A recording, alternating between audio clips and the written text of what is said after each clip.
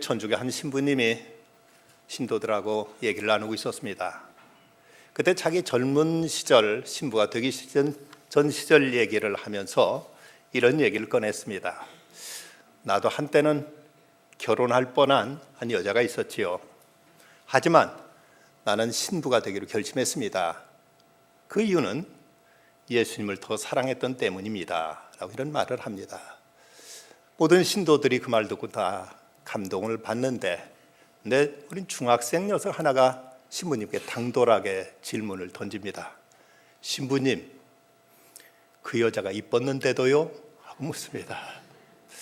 글쎄요, 이 여자가 이뻤는지 안 이뻤는지는 알 수 없습니다만 정말 이뻤는데도 불구하고 신부가 되기로 결단했다면 대단한 결단인 셈이지요. 우리는 흔히 성공하는 사람들은 그들 나름대로 어떤 성공의 인자, DNA가 있다고 이렇게 생각하는 경우가 많습니다. 다른 사람이 가지고 있지만 특별한 어떤 재능이나 어떤 특별한 탤런트가 있어서 저는 대단한 성공을 했지 않겠는가 하고 이런 생각들을 하고 있습니다. 그러면 시카고 대학 벤저민 블룸 교수는 말하기를 120명의 운동선수 또는 예술가 그리고 대단한 학자들, 저들 표본을 가지고 조사해 봤더니 그들 가운데 성공할 만한 남다른 특별한 재주가 있는 것들이 아니더라는 이런 결론을 내립니다. 대신 그들에게는 과감한 결단성과 불굴의 추진력이 있다는 사실을 그는 밝혀내게 됩니다. 그런가 하면 사색, 싱킹이라는 책을 쓴 한나 아렌트 여사는 그녀가 상담했던 많은 범죄자들과의 그 경험을 통해서 사람이 악하게 되는 이유가 뭘까를 그는 조사했습니다. 그런데 그들을 통해 특별히 그들이 범죄자가 될 만한 어떤 유전적인 요인을 발견하지는 못했습니다.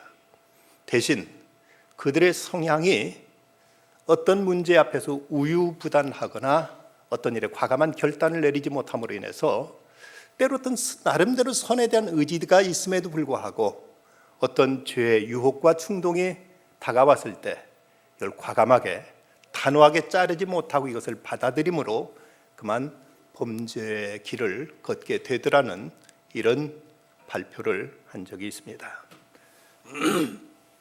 그러고 보면 우리에게 성공도 실패도 다른 데 요인이 있기보다는 우리들의 분명한 결단성의 여부에 이것에 의해서 결론되어진다고 이렇게 말할 수 있겠죠. 극적인 상황에서 초인적인 결단을 통해서 자기 생명을 구원해낸 사람이 있습니다. 잠깐 한번 화면을 보시겠습니다. 2003년도 4월 아론 랜스턴이란 미국의 등반가가 유다주의 캐년랜드의 국립공원 협곡에 갔다가 그만 커다란 바위가 굴러가지고 오른팔이 바위에 끼게 됩니다. 도저히 여기서 벗어나려고 안간힘을 썼지만 거기서 누구도 도와줄 자가 없었고 자기 혼자 힘으로 이 팔을 도저히 이제 빼낼 수가 없었습니다. 끝내 그는 심각한 결단을 하게 됩니다. 자기 체중을 통해서 자기 몸을 들어 올려서 팔에 뼈를 부러뜨리고 그리고 털조차도 깎여지지 않는 무딘 주머니 칼 가지고 무려 1시간의 사투를 벌여서 팔뚝을 잘라냅니다. 살점은 튀고 피는 쏟아지는데 무려 1시간 동안 그는 이 팔과 씨름해서 이걸 잘라내고 드디어 127시간 만에 여기서 벗어나게 된 이 실화, 이것이 CNN을 통해서 이제 미국 전역에 보도되었고 그의 이 실화를 담은 책 Between a Rock and a Hard Place라는 제목으로 책이 출간됩니다. 이 책을 보고 데니 보일 감독이 127시간이라는 제목의 영화로 만들기도 했습니다. 이런 불운의 사고를 겪었을 때 아론은 다른 사람을 탓하기보다는 자신의 선택과 판단에 의해 일어난 것임을 인정하고 스스로 자기 팔을 자르고 살아난 자기의 경험을 가르쳐서 기적과 축복이라고 말했습니다. 그는 이런 말을 남깁니다. 나는 그곳에 가만히 누워 죽는 것을 기다리기보다 어떻게든 살아남는 것을 선택했다. 그리고 그 선택에 따라 행동했을 뿐이다. 기자가 어떻게 그렇게 용감할 수 있었느냐고 물었을 때 그는 쑥스럽다는 듯이 이런 대답을 합니다. 그저 실리적인 선택을 했을 뿐입니다. 여러분 생각해보면 실리적인 선택이죠. 팔 하나쯤 잘라줘도 사는데 큰 문제 없습니다. 팔 하나하고 생명 바꾸라면 얼마나 팔을 포기해도 생명 바꿀 수 있습니다. 문제는 그렇게 결단할 수 있느냐, 이것을 행동으로 구체화할 수 있느냐 하는 것이 사람마다 다른 선택을 내린다는 데 문제가 있습니다. 그런데 이와는 달리 선택하고 결단해야 될 순간에 결단하지 못함으로 인해서 비극적인 최후를 마친 사람도 있습니다. 프랑스가 독일로부터 2차 대전 때 공격을 받아서 독일군에 참패했을 때 그때 프랑스의 빼땅 원수는 그는 참으로 누구보다 프랑스를 사랑했고 그리고 프랑스 국민을 위해서 최선을 다했으며 그리고 국민들부터 커다란 지지를 받았던 영웅이기도 합니다. 그를 향해 조국을 팔아먹은 배신자라고 규탄했던 드골조차도 빼땅 원수는 훌륭한 사람이었고 위대한 참으로 착한 사람이었다고 그를 평가했습니다. 그런데도 불구하고 전쟁이 끝났을 때 그는 매국노로 재판을 받고 그는 사형에 처해지고 말았습니다. 왜 이런 가혹한 운명이 그에게 주어졌는가? 독일군 기갑사단이 프랑스로 몰려왔을 때 파죽지세로 몰려오는 독일군을 프랑스 군대는 막아내지 못합니다. 이때 빼땅 원수는 이제 독일과 휴전 협정을 맺으면서 그래도 그 프랑스를 이제 독일의 군정으로부터 지켜내고 프랑스 국민을 보호하기 위해서는 이제 나름대로 괴뢰 정부이긴 하지만 프랑스 자체의 정부가 있어야 되겠다는 생각하에서 이제 독일과 휴전 협상을 맺게 되고 그 국가 수반의 자리에 앉게 됩니다. 그런데 그에게도 선택의 기회가 있었습니다. 연합군이 북아프리카를 점령했을 때 나름대로 이때 자기 명령 하에서 움직일 수 있는 군대, 프랑스 군대 10만 명을 동원하고서 저들하고 몇 날 며칠에 독일군에 대항해서 전쟁을 새롭게 벌이려는 이런 계획까지 다 세워두었습니다. 그렇지만 그는 결단을 내리지 못했습니다. 10만 명의 군대 가지고 독일군과 대항한다는 것은 계란 가지고 바위를 치는 격이라고 생각했고 그로 인해서 찾아오게 될 국민들의 또 다른 고통을 생각하면서 차마 그는 머뭇거리면서 주저하고 있을 때 그때 그의 휘하에 있던 드골 장군은 영국으로 망명을 가가지고 거기에 임시정부를 차리게 되고 그리고 연합군의 반대에도 무릅쓰고 그는 이제 프랑스 파리에 그는 이제 입성해서 온 국민들로부터 열화와 같은 영웅적인 대접을 받고 그리고 프랑스의 지도자로 이제 부상하게 됩니다. 이로 인해서 빼땅은 나라를 독일에 팔아먹은 매국노로 단죄되었고 사형당하는 이런 처참한 비극적인 운명의 주인공이 되고 말았습니다. 드골과 빼땅의 차이가 있다면 어떤 사람은 결단했고 어떤 사람은 결단하지 못함으로 인해서 그 인생의 마지막이 이렇게 현저한 차이로 드러나게 되고 말았습니다. 오늘 성경 말씀 누가복음 9장 51절은 이렇게 기록하고 있습니다. 예수께서 승천하실 기약이 차감해 예루살렘을 향해 올라가기로 굳게 결심하셨다. 이전에도 예수님은 수차례 예루살렘 올라가셨습니다. 유대인들은 남자 12살만 되면 율법의 아들이라고 해서 저들은 하나님 앞에 절기를 지켜야 될 일은 책임이 부여되었고 그래서 1년 적어도 3차례는 예루살렘에 올라가서 명절을 지켜야 됐습니다.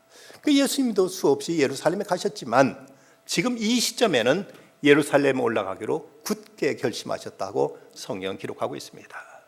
이 굳게 결심하셨다는 이 말은 세모의 표현으로는 얼굴을 어디를 향했다는 말로서 굳은 의지를 가지고 사생 결단을 해서 어떤 목표를 향해서 이제 불태전의 용기를 가지고 앞을 향해 전진해 나가는 이 모습을 이제 굳게 결심했다는 말로 이렇게 표현하고 있습니다. 왜 예루살렘에 가시는데 굳은 결심이 필요했을까? 그 이유는 이미 예루살렘에서는 장로들과 서기관들에 의해서 예수님을 죽이려는 음모가 진행되고 있었기 때문이었습니다. 일찍이 가이사랴 빌립보에서 예수님께 제자들부터 신앙 고백을 들으신 다음에 그때 최초로 순환에 대한 예고를 하시면서 이런 말씀을 하신 적이 있습니다. 자기가 예루살렘에 올라가 장로들과 대제사장들과 서기관들에게 많은 고난을 받고 죽임을 당하고 제3일에 살아나야 할 것을 제자들에게 비로소 나타내셨다. 비로소 당신이 예루살렘에 올라가셔서 고난받고 십자가에 못 박혀 죽으실 것을 그때 최초로 말씀하셨다는 것입니다. 이제 이렇게 결심하고 예루살렘을 향해 가기 위해서 먼저 제자들을 이제 가는 길목에 있는 사마리아 마을로 보내냅니다. 그러니까 이 사마리아 사람들은 유대 사람들과 아주 어떤 원수 관계에 있었기 때문에 예수님이 저 유대 지역 예루살렘을 가신다는 사실을 알고 예수님은 그곳을 지나지 못하도록 저희를 가로막습니다. 그래서 성미 급했던 요한과 야고보는 주님, 하늘로부터 불을 내려서 사람들을 다 멸해버릴까요? 하고 이렇게 예수님께 말씀하시니까 예수님이 책망하시고 다른 길로 돌아서 예루살렘을 향해 가셨다고 성경에 기록되어 있습니다. 한번 예루살렘에 가기로 결정이 됐으면 누가 욕하든 비난하든 반대하든 여기 개의치 않고 꿋꿋이 예루살렘에 한 걸음 한 걸음 내디신 예수님의 그 발자취를 엿볼 수 있습니다. 그런데 예루살렘에 향해서 가시면서 몇 사람을 만나게 됩니다. 그들에게 예수님이 하신 말씀을 통해서 이 시대에 예수 그리스도를 주로 믿고 따르는 자들이 취해야 될 자세를 예수님은 분명하게 가르쳐주고 계십니다. 먼저는 한 사람 예수님께서 나가와서 하는 말이 어디로 가시든지 나는 따르리이다 하고 아뢰입니다. 예수님이 그에게 하신 말씀, 여우도 굴이 있고 공중 나는 새도 집이 있을 때 인자는 머리 둘 곳이 없도다 하고 말씀하십니다. 자발적으로 예수님을 따르겠다는데도 불구하고 예수님께 찬물을 끼얹듯 이렇게 거절하는 듯한 말씀하신 이유가 어디 있을까? 제가 예수님을 따르겠다는 의도 속에는 한참 예수님 인기가 좋았을 때 많은 기적을 행하고 수많은 사람들이 예수님께 몰려들 때 예수님을 따르게 되면 뭔가 자기도 좋은 일이 있고 한 자리 하지 않겠는가 하는 이런 나름대로 허영, 이런 나름대로 어떤 세속적인 기대를 가지고 예수님을 따르겠다고 이렇게 나서자 그렇게 간단한 문제가 아니다. 네가 나를 따르는 이 일을 위해서 어떤 고난도 감수할 수 있겠느냐, 어떤 희생까지도 네가 과연 각오할 수 있느냐 하는 이런 면에서 예수님께서 공중 나는 새도 다 이제 집이 있고 또 여우도 굴이 있지만 인자는 머리 둘 곳이 없다고 말씀하십니다. 일찍이 제자 요한과 야고보가 주여 주의 나라에 임하실 때 하나는 주의 우편에 하나는 좌편에 앉게 해주십시오 하고 이렇게 부탁드렸을 때 예수님이 이런 말씀하셨습니다. 너희가 구하는 것을 너희가 알지 못하는도다. 내가 마시는 잔을 너희가 마실 수 있으며 내가 받는 세례를 너희가 과연 받을 수 있느냐.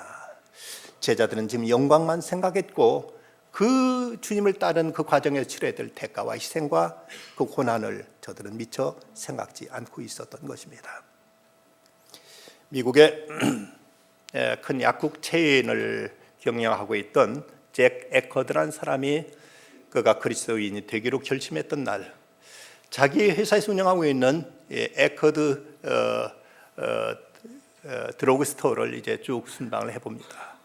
한 가지 사실이 그 눈앞에 크게 마음에 큰 이제 걸림을 와닿았습니다.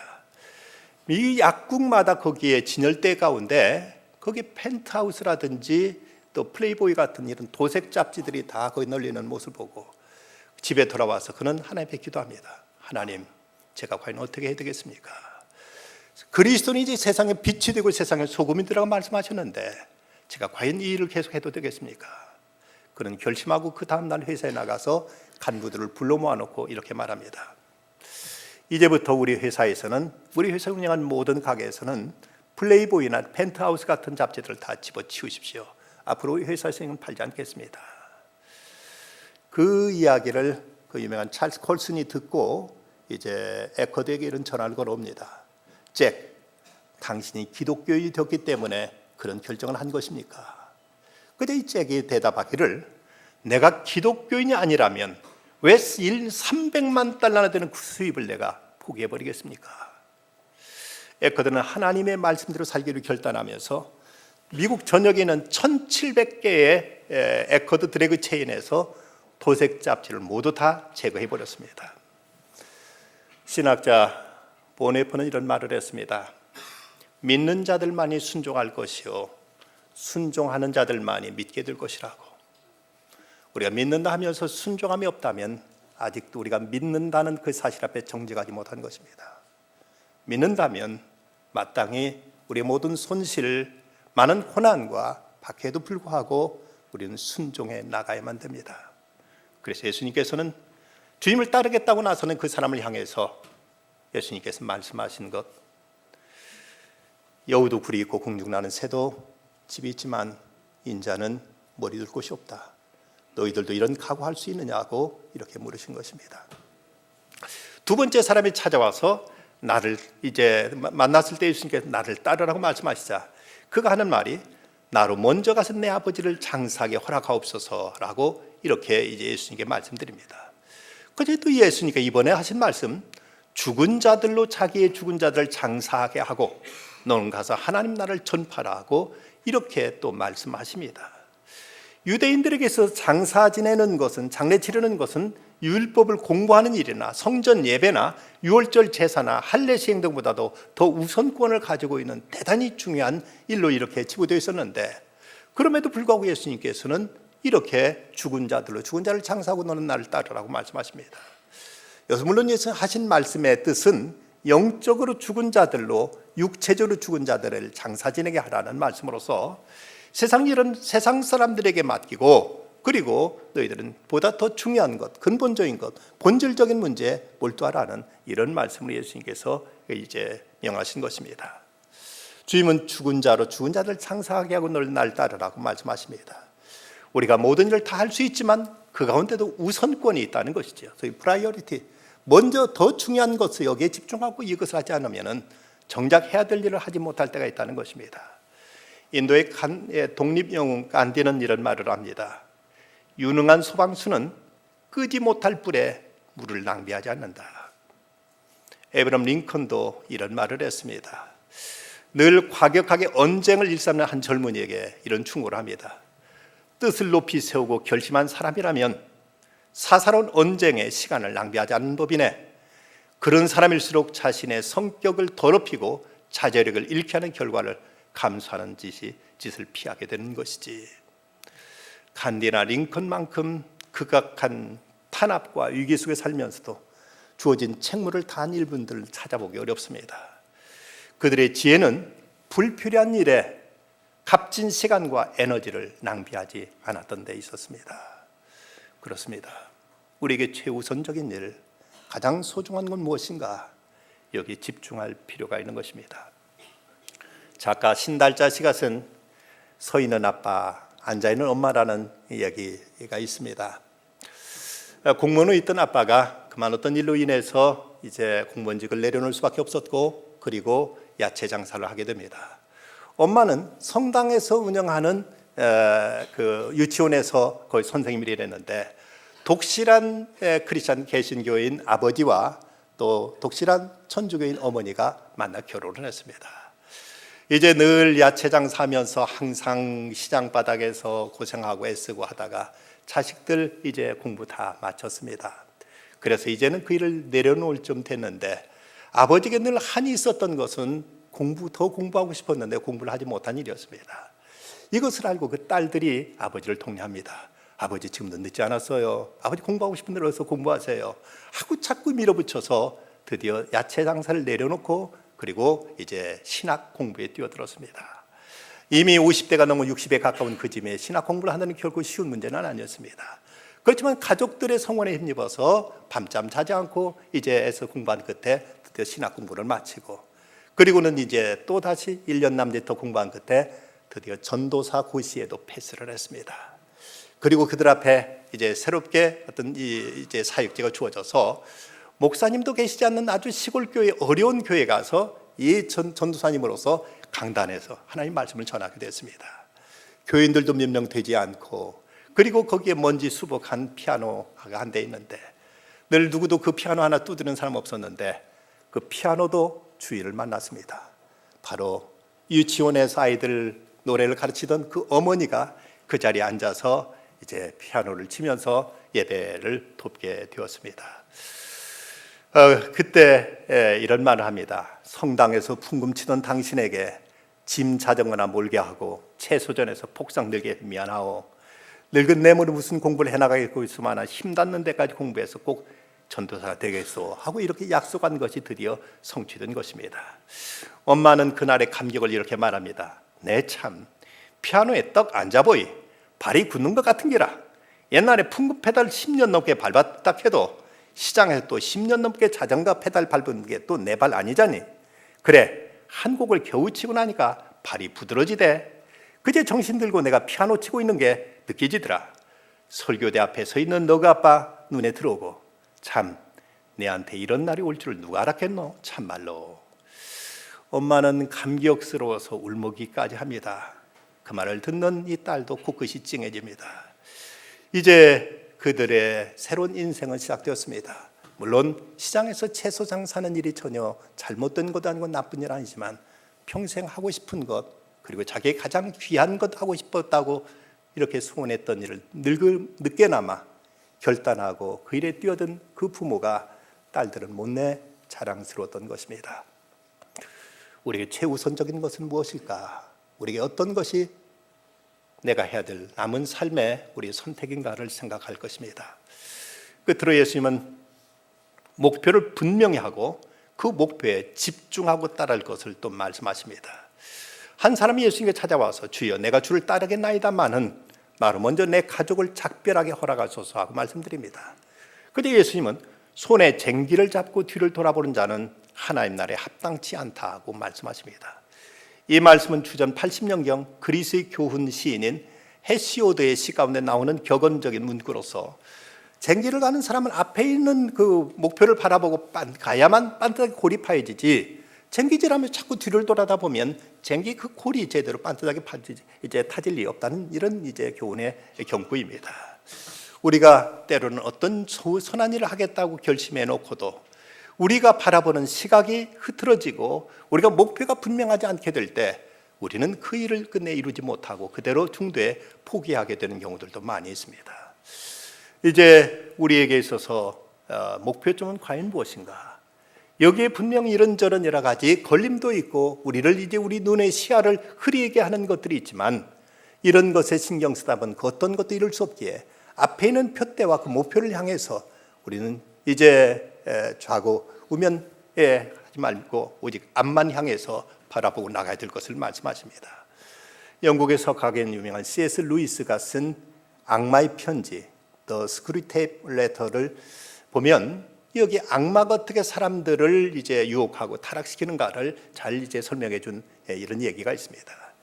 영국의 한 사회적으로 존경하는 노신사가 도시서관에 갔다가 한 기독교 서적을 읽으면서 큰 감명을 받습니다. 그러면서 스스로 생각하는, 나도 이제 이렇게 살 때는 아니지. 뭔가 결심하고 이제 제대로 진지하게 바르게 신앙생활을 해야지 하는 이런 생각을 하는 것입니다. 그는 이제 그 자기에도 어떤 결단할 때가 이제 오지 않았는가 하고 이렇게 생각하는데, 그때 마침 점심시간이 되었습니다. 그는 생각하기를 이제 가서 저희 식사나 하고 밥이나 먹고 생각하자 하고 이 식당에 가서 밥을 먹습니다. 그리고 나니까 식곤증이 몰려옵니다. 그때 이런 생각이 드는 겁니다. 인생이란 다 그런 거지 뭐. 이 나이 내가 뭘 유별나게 무엇을 바꾸고 어쩌고 하겠어. 이런 생각이 들면서 아무 일도 일어나지 않았던 것처럼 버스를 타고 집으로 돌아오는데, 이때 악마는 노신사 뒤에서 회심의 미소를 짓고 있습니다. 이것이 오늘날 교회당을 채우고 있는 많은 사람들의 모습일 수도 있습니다. 교회 와서 말씀을 들을 때는 나름대로 감동도 받고, 그래 내가 이대로 살아서는 안 돼. 뭔가 새로운 각오와 결단이 내게 필요하다는 건 분명 생각하지만 막상 집에 집을 향해 돌아가면서는 그 사람 사는 것이 그런 거지 뭐 하고 이렇게 쉽게 현실과 타협해버리고 모처럼 품었던 거룩한 목표와 결단을 흐지부지 뭉개버리는 이런 일들이 우리가 없습니까?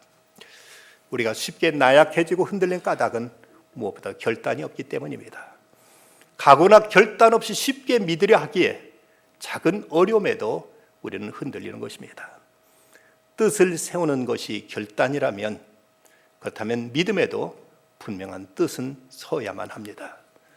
뜻이 없으면 인간이 아닙니다. 인간의 인간됨은 그 사람이 품은 뜻에 의해서 결정될 수 있습니다. 선한 사람은 선한 뜻을 품고 사는 사람이요, 악한 사람은 악한 뜻을 품고 살아가는 사람입니다. 성도란 그 마음속에 무엇보다 하나님의 뜻, 거룩한 열망을 이것을 구체화시키려고자 하는 이런 결심을 안고 살아가는 사람을 성도라고 말할 수가 있습니다.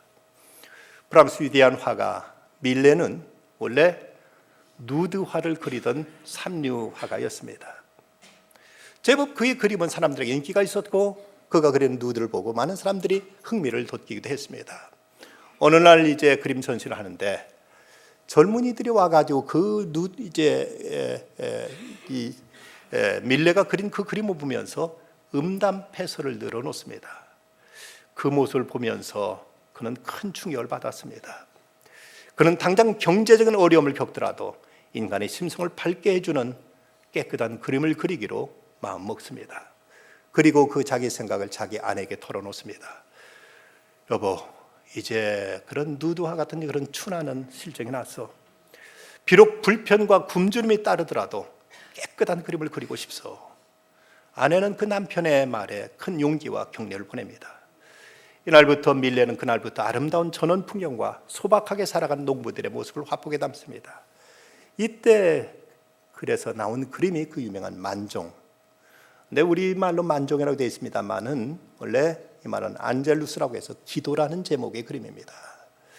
밀레의 그림에 대해 화가들의 평가는 그림 자체에 대해 크다는 어떤 이제 탁월성을 사람들은 이제 찾지 못한다고 합니다. 단지 그의 화가 정신, 사람들이 소박하고 깨끗하게 살아가는 그 전원의 모습 속에서 그곳에 담긴 기도의 신성, 부부 가족의 신성, 노동의 신성을 담은 그 그림의 철학이, 그림에 담긴 사상이 너무나 귀해서 그 그림은 세계적인 명화로 이렇게 인정받고 있다는 것입니다. 위대한 결단이 위대한 인생을 만드는 법입니다.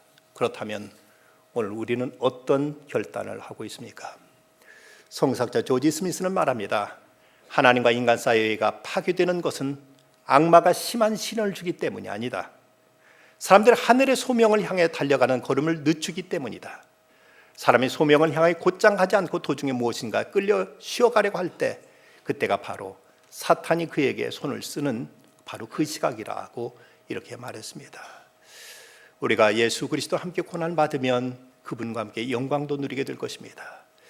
그분과 함께 죽으면 그분과 함께 부활에도 참여할 것입니다. 그런데 예수님과 함께 철저하게 고난당하는 이것만 내가 할 것이, 그 다음은 하나님께 맡길 때 하나님께 우리를 영광의 자리로 인도하실 것입니다. 미국에 난 그 유명한 인디안 선교사의 금자탑을 열었던 조나단 에드워드, 그의 유명한 5가지 결심이 있습니다. 첫째, 목숨이 살아있는 한 전력을 다하여 주의 뜻을 위해서 산다. 둘째, 다른 사람을 깎아내리거나 욕이 되는 말이나 행동은 절대로 하지 않는다. 셋째, 어떤 말이나 행위도 안갚음이나 복수심에 의한 것일 때 결코 하지 않는다. 넷째, 걱정거리가 되거나 부끄러움으로 남을 일은 결코 하지 않겠다. 다섯 번째, 모든 시간은 창조적이며 건설적으로 쓰고 어물업을 보내는 시간이 존재하지 않게 하겠다. 실상 이 5가지 결심은 첫 번째 결심이었던 목숨이 살아있는 한 전력을 다해 주의 뜻을 위해 살겠다는 여기에 다 포함되어 있는 내용입니다. 1858년 영국 태생의 한 여학생이 공부하기 위해서 이제 그가 독일에 건너가게 됩니다.